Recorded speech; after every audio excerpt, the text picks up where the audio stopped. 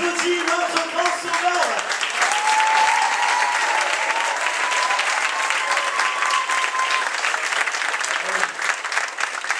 Allez, je vous asseoir. Gloire à Dieu. Il y a de la joie d'être dans sa présence, non? Amen. Quand on rencontre Jésus, tous ceux qui ont rencontré Jésus dans la Bible, marchant, sautant et louant Dieu. Nous, dans nos têtes d'occidentaux, on s'imagine que dans la présence de Dieu, pas bougir, pas frapper des mains. Mais en Orient, en Israël, ils dansent de joie devant Dieu. Amen, alléluia. Il est fada celui-là, non? C'était en train de dire ça, là?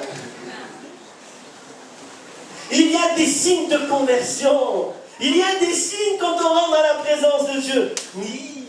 Une joie, la banane. Dis à 2-3 personnes autour de toi avec conviction, souris, Jésus t'aime.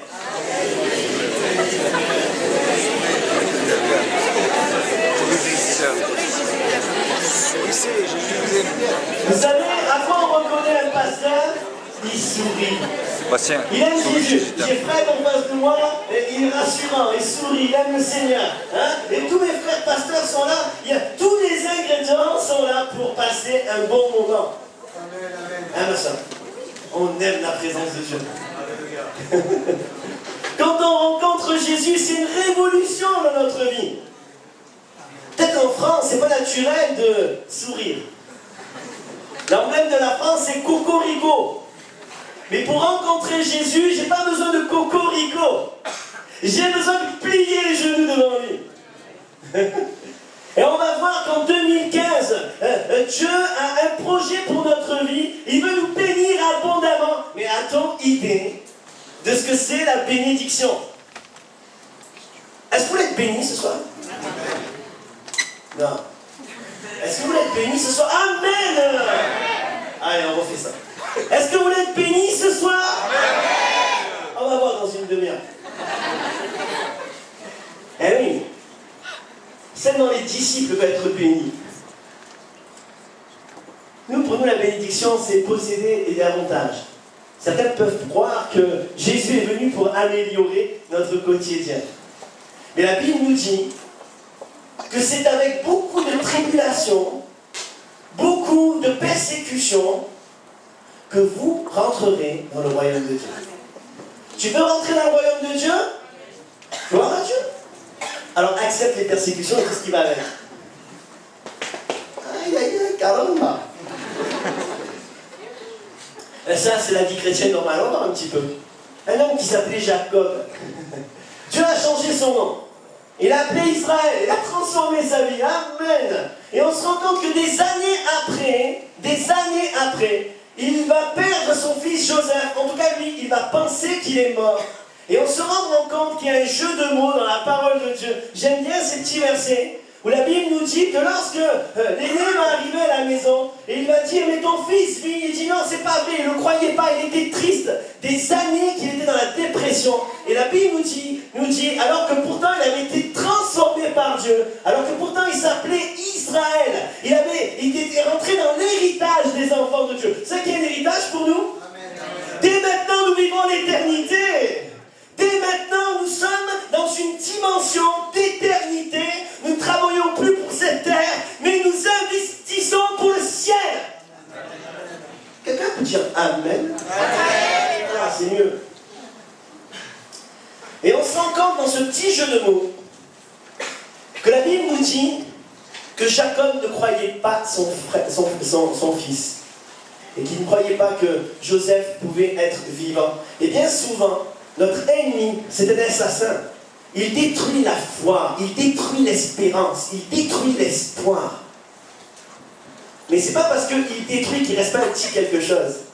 Parce que la Bible nous dit, Jacob ne croyait pas aux paroles, virgule, Israël se leva. Et il dit, c'en est assez. Et ma prière ce soir, c'est que nombreux d'entre vous puissiez sortir d'une dépression, d'un découragement, d'une vie stérile avec Dieu et que vous puissiez vous positionner et dire « c'en est assez ». Amen. Je suis pas en colère.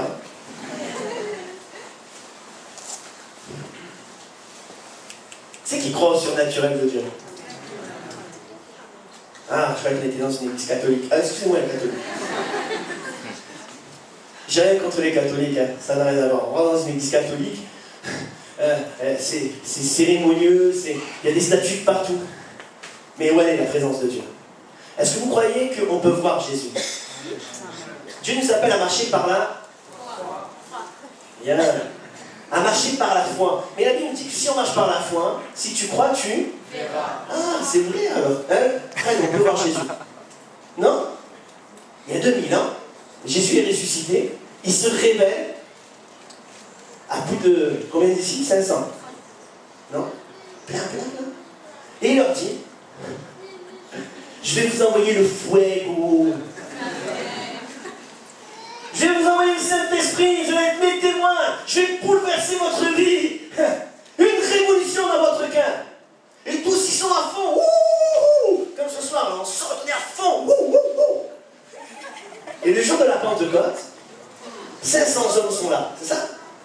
Il y en a plus que 120. Si je fais l'addition, ils sont où les 280?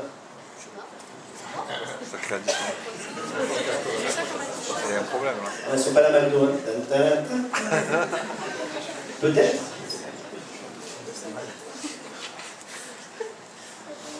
Ceux qui reçoivent les promesses, c'est ceux qui croient, pas pendant une réunion de jeunesse, mais qui croient jusqu'au bout. Et ma prière, c'est que tu puisses croire jusqu'au bout, jusqu'à la fin de la réunion, et que tu sortes et que tu ne cesses de croire. Que Jésus est le même hier, aujourd'hui, éternellement. Vous savez, quand on a commencé l'église à Saint-Maximin, c'était un petit nombre, on était 8 personnes, et on prêchait l'évangile, je chantais a cappella, je donnais mal à la tête à tout le monde. Mais l'évangile était réel, et Jésus était présent. Et vraiment, quelque chose de fort qui s'est manifesté dans cette église, c'est la présence de Dieu. Beaucoup de gens possédés ont été délivrés d'esprits impurs. Et des gens qui ne connaissaient pas du tout l'évangile sont rentrés. Et vous savez, plusieurs, des dizaines, ont vu Jésus à côté de moi. C'est mon copain. Amen. Alléluia. Amen. C'est ton copain. Amen. Et il me parlait à l'oreille pendant que je marchais. Au fait, je suis juste un micro. Un porte-parole. Le message, c'est un message qui vient de Christ. Et celui qui est à côté de moi, il est vivant pour changer ta vie. Je ne sers à rien. Celui qui fait toute chose, c'est Jésus à mes côtés. Nous sommes ouvriers avec Jésus. Amen. Alléluia, c'est encourageant ça. Hein? Des fois on se sent, on croit qu'on est seul. Hein? On pleure, on verse des larmes. Eh oui, c'est ça. Des fois on est dans le ministère et là on se demande, putain, est-ce que j'ai vraiment reçu? Franchement, tu prêches et tu as l'impression qu'il ne se passe rien. Faux. Une voyante se convertit, elle te dit, je voyais Jésus à côté de toi, il te suivait, il te parlait. Un autre chrétien dans l'église voyait la même chose. Jésus est vivant. Récemment, un couple s'est converti, c'est extraordinaire ce qui s'est passé. On les a baptisés il y a une semaine.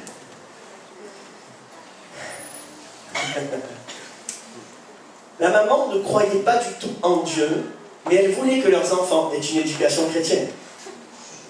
Et elle a amené les 3 enfants au club. 17 ans, 14 ans et une petite. Première réunion, ils reviennent. La mère dit, mes enfants reviennent à la maison transformés, une lumière est rentrée en eux. Elle était tellement perturbée qu'elle ne comprenait pas ce qui se passait. Son mari a connu les églises évangéliques étant petit. Mais il ne l'a jamais dit à sa femme. Il n'a jamais avoué. Et son mari, son grand-père, avait planté des œuvres dans toute la France, dans le nord de la France. C'était le pasteur Lichtenauer. Il n'osait pas lui parler quand ils ont vu des enfants comme ça transformés. Son mari n'était jamais à la maison. Et la famille était vraiment dans le désarroi, malheureux. La femme, elle aimait son mari, mais elle ne le voyait jamais. Une maladie frappe son mari. et il devient à 80% aveugle. Et à ce moment-là, il s'est remis à chercher Dieu. Il dit, fais-moi plaisir, viens au moins à l'église une fois. Elle a écouté, et elle est venue il y a quelques semaines. Et là, elle a été visitée par Dieu, transformée par la puissance de Dieu. Quand je suis allé les visiter chez eux, elle m'a dit, Jésus a révélé toute ma vie par les prophéties, par la prédication, à un tel point que je pensais qu'il y avait des micros et des caméras chez moi. On a dit ça à l'église, tout le monde a rigolé. Elle s'est convertie, transformée. Première fois que je visitais le mari, j'étais dans la voiture tranquillement. De temps en temps, Dieu nous parle. Vous croyez que Dieu nous parle de temps en temps? C'était étrange ce qu'il m'a dit là. Je suis dans la voiture, j'arrive, et il me dit, Seigneur, tu ne pries pas pour lui pour que je guérisse. Parce que la première fois des choses que je fais, c'est que je prie pour les gens pour qu'ils soient guéris, hein, parce que je crois à la guérison. On a vécu beaucoup de guérisons ces temps-ci. Une dame qui est venue avec un zona sur tout le corps, son zona a séché instantanément. Je crois à la guérison, mais je crois que Jésus ne guérit pas toujours. Je crois que des gens meurent aussi. Et pas parce que c'est dû à un manque de puissance, mais l'apôtre Jean dira, nous avons auprès de lui cette assurance que si nous demandons quelque chose à Dieu selon sa volonté, alors il nous exauce. Il y a aussi la volonté de Dieu. On doit être équilibré dans notre manière de croire à la guérison. On doit être à l'écoute du Saint-Esprit. Vous savez, quand Jésus a changé ma vie, je commençais le ministère, j'ai compris une chose, c'est que j'étais ouvrier avec Jésus. Et on essaye d'être à l'écoute au quotidien quand Jésus nous parle. Et Jésus me parle, il dit, tu ne pries pas pour lui, je ne veux pas le guérir. Malade. Je rentre, c'est comme ça. Et c'était fort sur mon cœur, mais je n'osais pas lui dire un truc de ouf comme ça. Et lui, il me dit, écoute, à 17 ans, j'ai quitté la maison, j'ai mis Dieu de côté. Et il dit, ma famille, c'était vraiment la panique. À partir du moment où j'ai eu cette maladie, Dieu nous a bénis. Et il me regarde, il dit, j'étais aveugle, maintenant je vois. Dieu vient de me parler, il m'a dit qu'il ne faut pas que je prie pour toi. Là, j'avais l'assurance. Parce qu'il ne voulait pas te guérir, parce que sa volonté, justement, c'est que tu sois un témoignage comme ça. Alors je ne dis pas, c'est exceptionnel. On ne prend pas un témoignage comme ça, après on en fait une généralité. Mais nous devons être à l'écoute de Dieu. Et c'est ce qu'on va voir maintenant. L'épreuve, la difficulté, le non-exaucement à notre prière, un objectif précis. Et nous allons voir peut-être, avec la grâce de Dieu, que la bénédiction, elle est peut-être différente de ce qu'on pense. La bénédiction selon Dieu. Dieu fait des miracles, vous le croyez? Regardez ce qui se passe, je finis avec eux parce que vraiment, ça a impacté l'église, ces témoignages. Et suite à ça, on a presque 12 ou 13 personnes en préparation au matin, il y a eu des vies transformées, c'est des témoins, ils parlent, un gars il vient pour la première fois visiter, transformé par Dieu. Vous savez, je crois qu'il y a quelque chose de fort. C'est que notre sourire, il parle plus que nos mots. Non? Quelqu'un qui rencontre Jésus, il est contagieux. Il contamine les autres. Il donne envie. Jésus donne envie. C'est à ça que je vois que quelqu'un est converti. C'est à ça que je vois que quelqu'un... Il y a les signes de la conversion. Je veux me faire baptiser. Ça fait longtemps que je n'ai pas pris un bain. Non. Il y a les signes de la repentance. Les signes de la conversion. La joie du salut. On est changé, on est transformé, on parle de Jésus. Il y a quelque chose qui se passe à l'intérieur. Ma vie ancienne, c'est terminé. C'est une nouvelle vie avec Jésus. Alléluia. Ça, c'est l'évangile. Jacob, il voyait la vie chrétienne à sa manière, lui. Bénis-moi, moi, et encore moi. C'était lui. Ça m'a rappelé quelqu'un. Moi.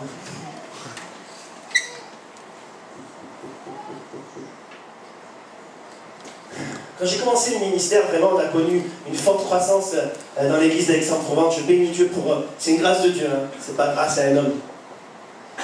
La jeunesse, on est passé de 25 à 115 jeunes en l'espace de 3 ans. Et toute une équipe pastorale, maintenant, il y a 5 pasteurs dans le comité jeunesse qui étaient avec moi. Ça a été des années extraordinaires, vraiment, on a vécu des choses super. Mais c'est pas parce qu'on vit des choses super que Dieu est d'accord avec tout ce qu'on fait et tout ce qu'on dit. C'est pas parce qu'on est pasteur qu'on est exempt de nouvelle naissance. Oui, j'ai besoin de renaître de nouveau. Hein? Moi, ça fait du bien de voir quelqu'un se convertir, ça rafraîchit mon âme. Non? J'aime les conversions. Au début, je commençais, j'étais un peu de partout. Et je me rappellerai toujours, j'étais partout, plus à la maison, je voyais plus ma famille, mes enfants. Je travaillais pour le Seigneur. Et le Seigneur a mis dans mon cœur un désir de jeûner. J'avais jamais jeûné. Je savais ce que ça voulait dire déjeuner. Mais jeûner que de l'eau. Mais Dieu connaît les motivations de notre cœur. Seigneur, je veux plus de puissance, plus de résultats. Et ce que je ne savais pas, c'est qu'il y avait du résultat, il y avait plein de choses, mais que ma femme, elle était malheureuse, elle pleurait. On peut être pasteur et avoir une femme malheureuse qui pleure. Et elle pleurait. Seigneur, ouvre-lui les yeux. Je ne le vois plus. On est rentré dans le ministère pour plus voir. Mais moi, j'étais tellement centré sur moi-même, mon petit monde, mon ministère, que je m'éloignais complètement de ce qui était le plus important. Ma famille. J'ai jeûné. Et au bout de 3 jours, j'avais un caractère de malade. Les enfants, ils jouaient normalement, je hurlais dans la maison. Ma femme me dit, arrête de jeûner, déjeune. Arrête de jeûner, mange. Prie mais mange surtout. Tu vas nous manger à nous, oui. J'avais une mauvaise attitude, je suis allé dans ma chambre, j'ai prié, j'ai dit Seigneur, pardon, punaise, je jeûne pour être meilleur, je suis pire. Je prie à Dieu. Tout le monde s'endort et je m'endors aussi. Je m'endors et heureusement que Dieu a pitié de moi, et même tel que je suis. Et à un moment donné, j'entends des pas. J'ouvre mes yeux, je me retourne, je pensais que c'était quelqu'un dans la maison qui s'était levé. Et je vois une personne en blanc, je dis Seigneur, c'est toi. J'ai été bouleversé. Je le regarde, je dis Seigneur, qu'est-ce que je peux faire pour plus t'aimer? Il me sourit. Et il me dit Patrick, aime plus ta femme. J'ai été convaincu de péché. J'ai été bouleversé. J'ai réuni ma famille, mon épouse, mes enfants, et je leur ai demandé pardon. Je suis allé voir mon pasteur, j'ai dit mercredi, manger. Ça, j'arrête. Ça, j'arrête. Ça, j'arrête. Ouais, j'aurais pu. Non. Un équilibre. Ma femme, elle me dit souvent une chose, tu m'aimes? Je dis, ouais. Mais est-ce que tu es amoureux? Il y a une différence entre aimer et être amoureux. La Bible nous dit, tu aimeras ton Dieu de tout ton cœur, de toute ta force, de toute ta pensée. Donc, tu seras amoureux de lui. Tu es amoureux du Seigneur? Est-ce que vous êtes amoureux du Seigneur? Amen. Pas obligé de dire Amen, Alléluia, gloire à Dieu, gloire à l'Éternel. Mais, en vérité, j'aime plus mon iPad, mon téléphone. À quoi consacre-t-il le plus de temps? Oh punaise, j'ai sapé le moral à tout le monde. Yes! Vous savez, je crois une chose, je crois que, peu importe, je suis pasteur, je suis chrétien depuis des années, j'ai besoin d'être rafraîchi par la présence de Dieu. J'ai besoin d'être en contact avec le Seigneur. Sans cette présence, il n'y a pas d'éclairage. Jésus, il n'a pas fait une prédication en petits points, en petits thèmes, en me parlant hébreu ou grec. Il m'a dit d'aller au Canada pour que je comprenne bien l'homilétique, que je comprenne toutes ces choses pour avoir un cœur à cœur avec Dieu. Je ne suis pas contre la formation, au contraire. On doit s'équiper au maximum. Mais ce que je veux dire, le point là, de ce que je raconte, c'est que le plus important, c'est d'être connecté à lui. Amen. J'ai besoin d'une connexion avec Jésus. Je reconnais quelqu'un qui est connecté avec Jésus. Il y a un sourire, il y a une joie. Et on aime être avec lui, avec elle. Elle communique la paix, elle transmet la joie. Amen. C'était mon introduction, on est là jusqu'à 3h du mat. On On m'a dit, c'est bon, tu as tout ton temps. Laurent m'a dit, vas-y. Un gâteau. Ce que j'aime chez Laurent, c'est qu'il aime les gens. Tu ne peux pas dire que tu aimes Dieu, tu n'aimes pas les gens. S'il y en a un, il ne s'est pas repenti, il va rester 4 heures d'affilée avec lui, jusqu'à ce qu'il soit épuisé à genoux par terre. Je plaisante, mais il aime les gens, il aime les jeunes, c'est dans son cœur, il prend soin. Ça, c'est la vie chrétienne normale. Quand on aime, on le montre. On se bat. Non?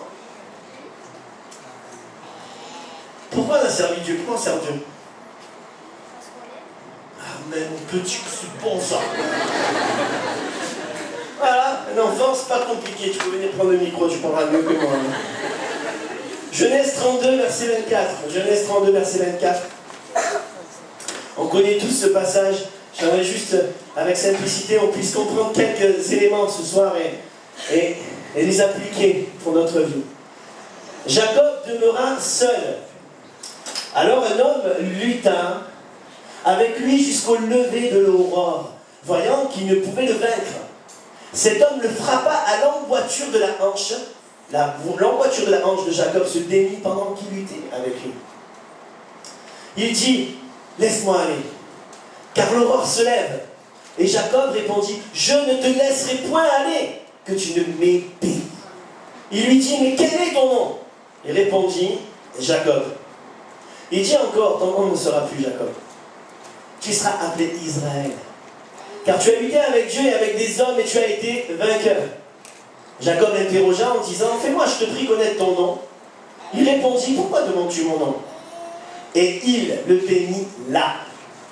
Jacob appela ce lieu du nom de Péniel, car dit-il, j'ai vu Dieu face à face et mon âme a été sauvée. Le soleil se levait, lorsqu'il passa Péniel, Jacob boitait de la hanche. Jacob, il est de retour de son pays. Dieu l'a réellement béni. Lui-même le confesse dans le même chapitre, versets 9 et 10. Et environ 20 ans auparavant, Dieu s'est révélé à Jacob à Bethel, et Dieu lui a fait des promesses de bénédiction.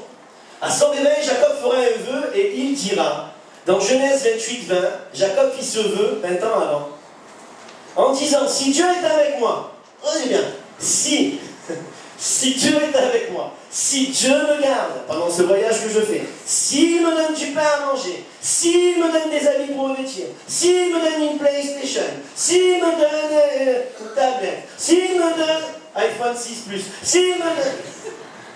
Et si je retourne en paix à la maison de mon Père, alors l'Éternel sera mon Dieu. C'est conditionnel. Si. Et nous voilà 20 ans après, où Dieu a tenu ses promesses. Et il lui a donné quand même tout ça. Dieu tient toujours ses promesses. Il retourne en paix dans sa maison. Dieu a été fidèle pour Jacob, mais maintenant, le Seigneur attend que Jacob tienne sa promesse à son tour.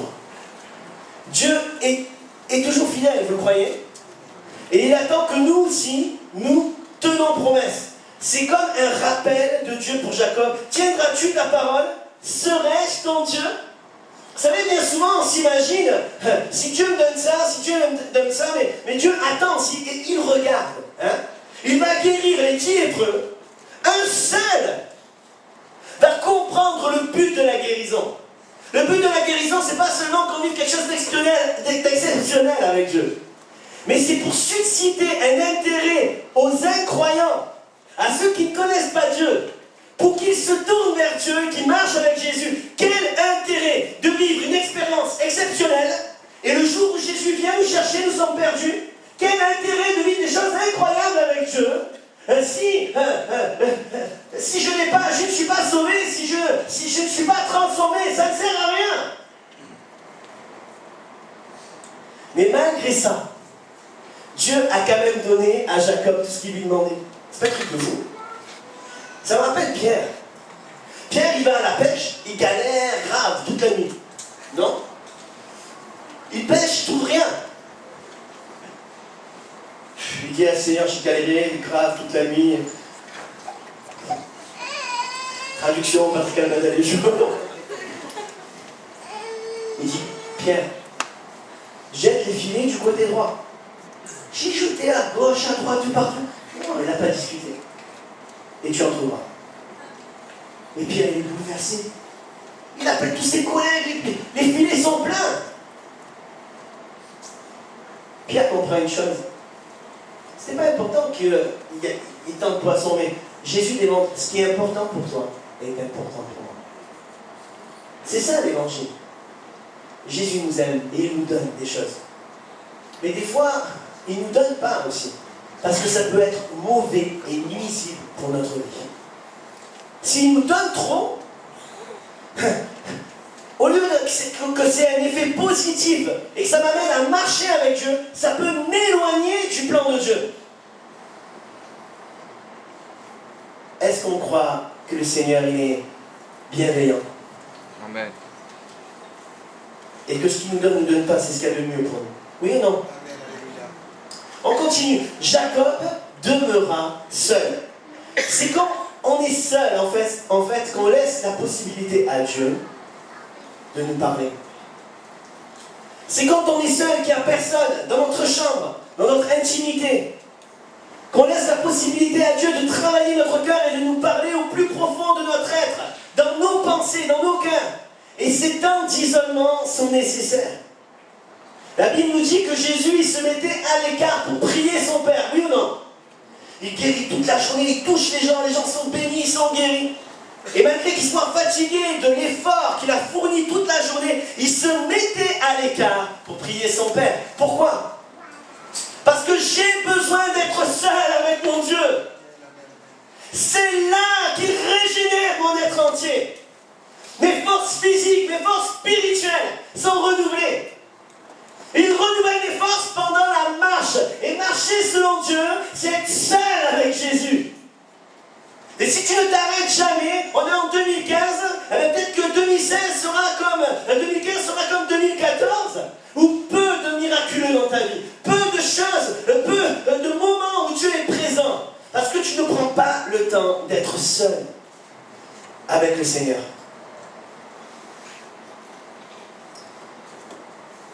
Il y a un truc de ouf quand même quand on lit ce passage. Verset 25.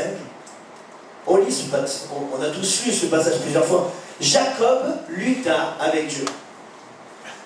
C'est bien écrit comme ça, non? Bon, ils sont plus là, je les ai perdus. Jacob lutta avec Dieu. C'est pas comme ça que c'est écrit? Jacob lutta. C'est qui Jacob? Jacob, c'est l'ancienne nature. Israël, c'est l'homme nouveau transformé par Dieu. On s'imagine, c'est bizarre quand même que Jacob lutte avec Dieu, mais en fait c'est assez fréquent. C'est ce qu'on fait en fait. La vieille nature combat tout le temps le Seigneur. La Bible nous dit que notre vieille nature a des désirs contraires à ceux de l'esprit.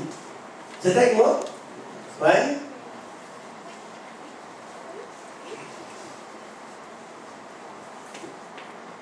Jacob lutta contre Dieu. On voit que Pierre, à un moment donné, va lutter contre le Seigneur. On va lire ensemble, Marc 8, verset 31. Alors Jésus commença à leur apprendre qu'il fallait que le Fils de l'homme souffrit beaucoup, qu'il fût rejeté par les anciens, par les principaux sacrificateurs et par les scribes, qu'il fût mis à mort et qu'il ressuscita 3 jours après. Il leur disait ces choses ouvertement. Écoutez bien. Et Pierre, ayant pris Jésus à part, se mit à le reprendre. On n'oserait pas le faire, hein? Il reprend le Seigneur. Mais c'est ce que nous faisons parfois. On se fait notre évangile à notre sauce. Dieu est clair, il nous montre les choses, mais nous on fait les choses à notre sauce. Notre vieille nature, elle combat directement la présence de Dieu. Elle combat Dieu. On a besoin de flécher les genoux, hein, mes amis. Et de se soumettre à Dieu. On n'aime pas ce mot, hein, se soumettre à Dieu. Dieu soit béni.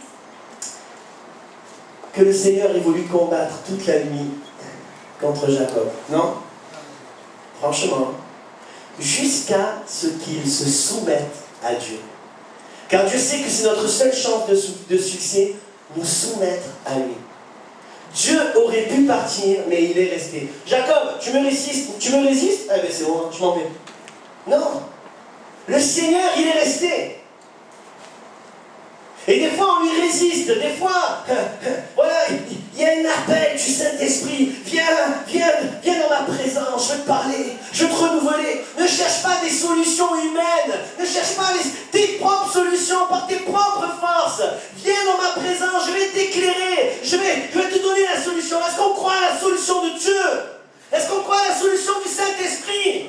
J'ai besoin de prendre du temps seul avec le Seigneur. Et de me soumettre à sa volonté. Pas que quand ça me plaît.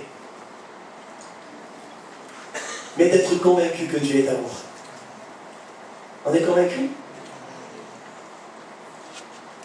La Bible nous dit, Jacob, verset 25, Dieu, voyant qu'il ne pouvait maîtriser Jacob, le frappa à l'emboîture de la hanche. Attends. Seigneur, tu es un Dieu d'amour. Tu l'as fracassé, là. Non? Oui, il ne frappe pas encore, c'est bon. Oh! Vous savez, beaucoup ont des témoignages, surtout à Beau Soleil. Ils étaient allés en prison, ils sont rentrés, ils sont sortis, ils sont rentrés, ils sont sortis. Mais ça, c'était avant leur conversion. Hein? Mon témoignage est particulier, c'est que je suis allé en prison après ma conversion. Qu'est-ce que vous faites grave? Vous ne croyez pas que la Bible dit que celui qui croit est debout, garde de ne pas tomber? L'apôtre Pierre était bien un disciple du Seigneur, non? Mais il a renié le Seigneur. Et il est retourné à son ancien travail, mais Jésus est allé le chercher. Heureusement que Jésus est allé le chercher. Vous savez, je me suis converti, j'ai vécu quelque chose de très fort. Je ne vais pas parler 100 ans de ça, mais rapidement. Juste vous parler de l'importance que des fois on doit être brisé, frappé, pour être changé. J'avais vécu une expérience très très forte avec Dieu et ça a eu tout un impact dans ma famille. Mon père était alcoolique, c'était un ancien légionnaire, il avait une mère, une grand-mère qui était, une mère, c'était ma grand-mère, qui était sorcière. Il a vécu l'enfance dans la peur, il était attaché dans un lit, elle lui coupait les cheveux, mais il marquait Satan va venir te chercher. J'ai vécu mon enfance en voyant des esprits mauvais dans la maison, et en vivant dans la peur. J'ai vécu mon enfance en prenant des coups par mon père qui était un légionnaire colérique.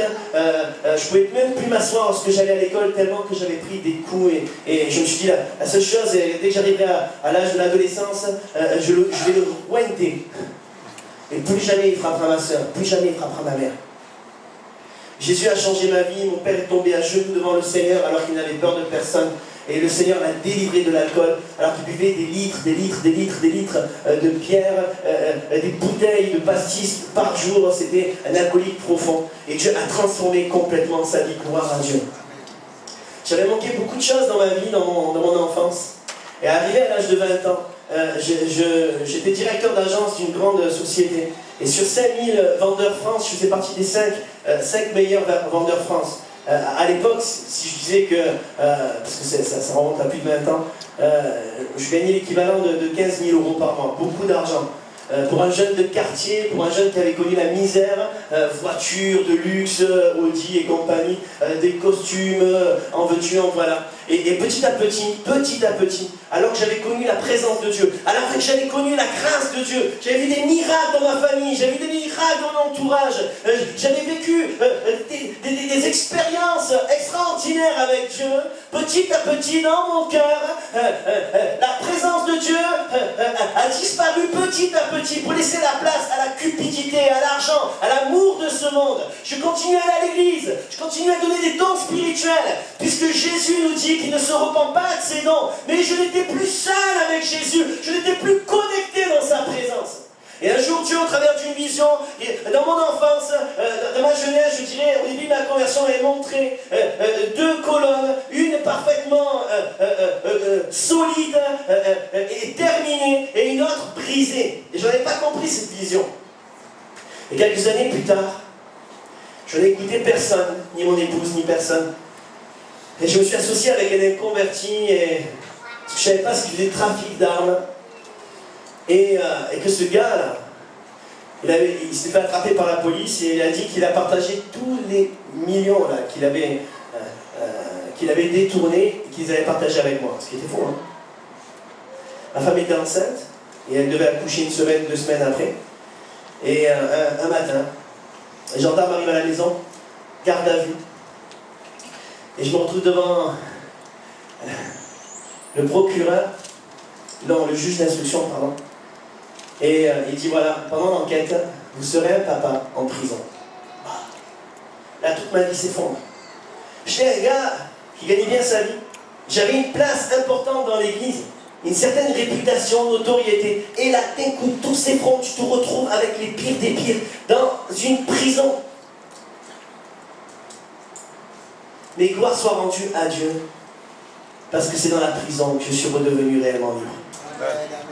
Gloire soit rendue à Dieu, parce que dans la prison, j'étais seul avec mon Dieu. Et petit à petit, j'ai retrouvé la communion avec Dieu. Je suis sorti de prison, ce qui a été le plus difficile, ce n'est pas la prison en elle-même. Ça a été, quand je suis retourné à l'église, le regard des uns et des autres. Je me sentais tellement honteux. Ma vie était brisée. J'ai plus le droit de passer le balai, ni de prendre la Sainte-Seine. J'étais regardé comme celui qui aurait pu réussir et qui a raté son avenir. Certains, mais c'est pas méchant, hein.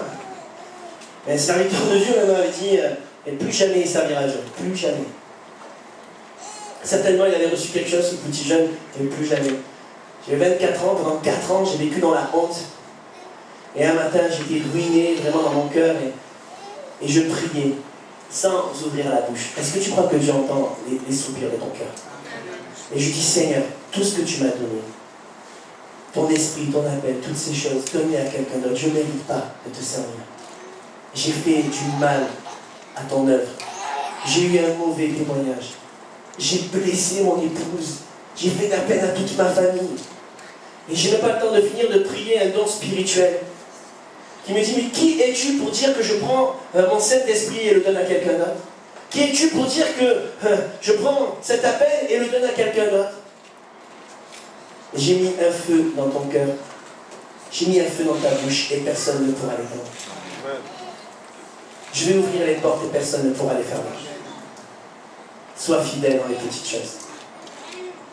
Malgré toutes ces difficultés, j'étais fidèle. J'allais à toutes les réunions.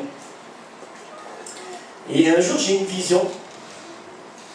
3-4 ans avant que je rentre dans le ministère, je vois un homme grand qui est là et qui parle à la jeunesse. Il dit, voilà votre pasteur jeunesse. Et moi, je pleurais, les jeunes pleuraient, la vision se termine, elle dure quelques secondes.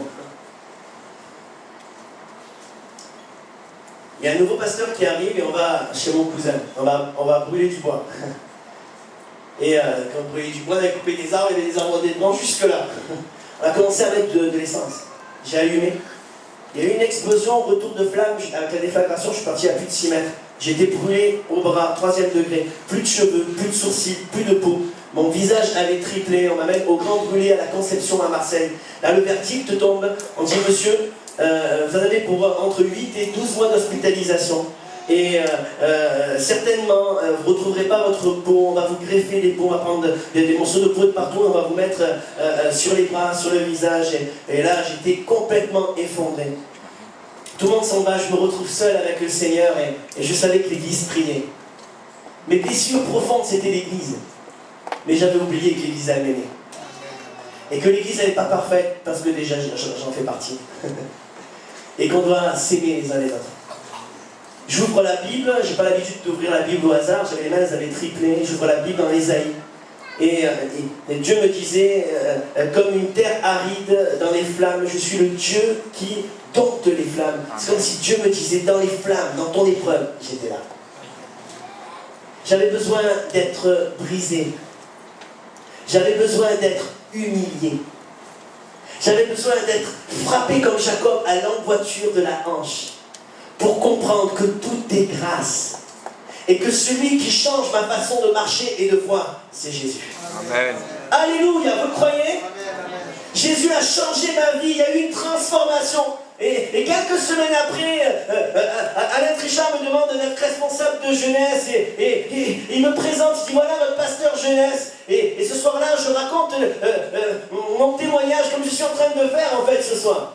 Et tous les jeunes pleuraient, je disais écoutez bien, il y a 4 ans j'ai eu cette vision et je vivais ce moment comme si j'étais en train de le vivre sur le moment. Quand Dieu nous parle, il n'y a pas de dimension. C'est comme si on est dans l'éternité. Quand Ésaïe parle, 700 ans avant la crucifixion du Seigneur, il dit méprisé, abandonné des hommes de douleur, habitué à la souffrance, comme s'il il avait vécu ces moments et que c'était déjà passé, tellement c'était intense. Quand Dieu nous parle, quand Dieu nous donne des promesses, elles s'accomplissent toujours. Amen. Ces promesses, elles sont oui et amen. Est-ce que tu le crois? Amen. Amen. Est-ce que tu le crois? Non. Donc fait. Est-ce que tu le crois? Amen. Amen. Jacob a été frappé. La Bible nous dit au verset 26, laisse-moi aller. Le Seigneur il va dire laisse-moi aller. Dieu veut le bénir, il veut le bénir. Il veut transformer sa vie. Il veut permettre une épreuve dans sa vie, quelque chose qui va lui faire ouvrir les yeux. Il dit bon mais laisse tomber, tu veux pas, je m'en vais. Et Jacob va dire quelque chose d'important. Non, non, non. Je ne te laisserai point aller que tu m'aies béni. Cela nous montre que Jacob, il retenait Dieu. Il tenait au Seigneur. Voilà le résultat que Dieu veut. Lorsqu'on n'a plus de force, on s'attache à Dieu. On le colle. On s'attache à lui. Ça, c'est la bonne attitude pour être béni. La dépendance de Dieu est la clé de la bénédiction. Tout concourt au bien de ceux qui aiment Dieu, le bon et le moins bon. Dieu permet l'échec. Dieu permet l'injustice. Dieu permet la maladie. Dieu permet les choses dans notre vie. Non pas pour nous détruire ou nous anéantir. Mais Dieu permet ces choses pour nous ouvrir les yeux, pour changer notre marche, et pour que tu sois collé à lui. Et que je sois dans le ministère, que je sois chrétien, j'ai besoin que ces principes soient collés dans mon cœur. J'ai besoin d'accepter ces moments difficiles, d'épreuves, de doutes, de découragement. Parce que si c'est sous le contrôle de Dieu, l'objectif du Seigneur est de transformer notre marche. Pour que lui-même devienne notre oxygène. Je termine par là, verset 26 et 27, il lui dit quel est ton nom? Je demande au musicien de le plus. On va prendre ta présence là. Le Seigneur dit à Jacob, quel est ton nom? Il dit Jacob. Alors il dit encore, ton nom ne sera plus Jacob, mais tu seras appelé Israël. Donc la bénédiction, c'est qu'il soit devenu Israël. Son nom est maintenant Israël. Ça veut dire quoi? Il est devenu une nouvelle personne. Il est devenu héritier des promesses de Dieu. Israël, la vraie bénédiction, c'est pas les biens d'ici-bas, d'avoir une villa au bord de mer, mais d'accepter le plan de Dieu. Jacob s'était embrouillé avec son frère, il ne se parlait plus. Mais quand il y a eu une transformation, il y a eu une réconciliation. Des fois, les serviteurs de Dieu sont embrouillés entre eux. C'est un truc de malade. Eh oui, mais un serviteur de Dieu, c'est un chrétien avant tout. Et nous avons besoin, nous, serviteurs de Dieu, d'être des hommes qui sont réconciliés, qui sont unis les uns aux autres, et d'être collés les uns aux autres, et d'être collés au Saint-Esprit.